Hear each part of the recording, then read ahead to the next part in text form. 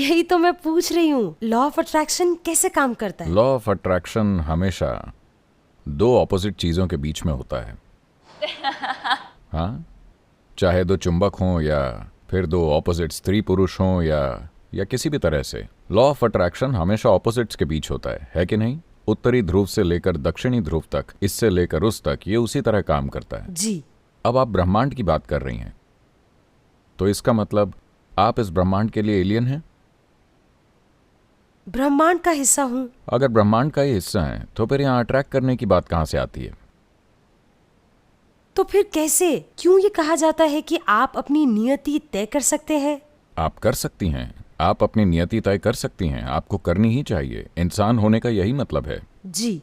देखिए, अगर आप यहाँ इस धरती पर किसी और प्राणी के रूप में आई होती, उनके मजबूरी से बंधे चक्र होते हैं, वो उनमें ही जीते हैं, उनके लिए ये ठीक है क्योंकि वो बस उतना ही कर सकते हैं। असल में अगर आप अपनी जिंदगी को देखें तो आप उनसे कुछ बहुत अलग नहीं कर रहे जो दूसरे प्राणी कर रहे हैं। वो पैदा होते हैं, आप पैदा होते हैं, वो बड़े होते हैं, आप होते हैं, वो बच्चे पैदा करते हैं, आप भी करते हैं, वो मर जाते हैं, आप मर जाते हैं। कुछ भी बहुत अलग नहीं, पर इन्हीं सिंपल चीज़ों को हम जागरूकता से कर सकते हैं। इंसान होने का यही एक महत्वपूर्ण गुण है।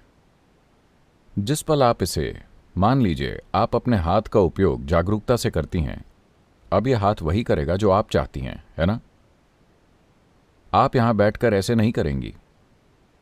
अब यह हाथ वही करेगा जो आप चाहती हैं। मान लीजिए आप अपने विचारों को जागरूकता से चलाने लगें, अब आपके विचार वही करेंगे जैसा आप चाहती हैं।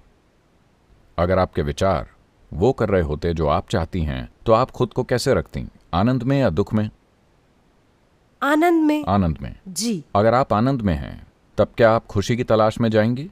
तो ये सब चीज़ें जो लोग सोचते हैं कि उनकी ज़िंदगी की सबसे महान चीज़ें हैं, शांत रहना, खुश रहना वगैरह बकवास, आपके लिए कोई मायने नहीं रखेंगी क्योंकि आप आनंद में हैं। पर आप उनसे ऐसा कह नहीं सकते, उन्हें बेइज्जती महसूस होगी। आपको उनसे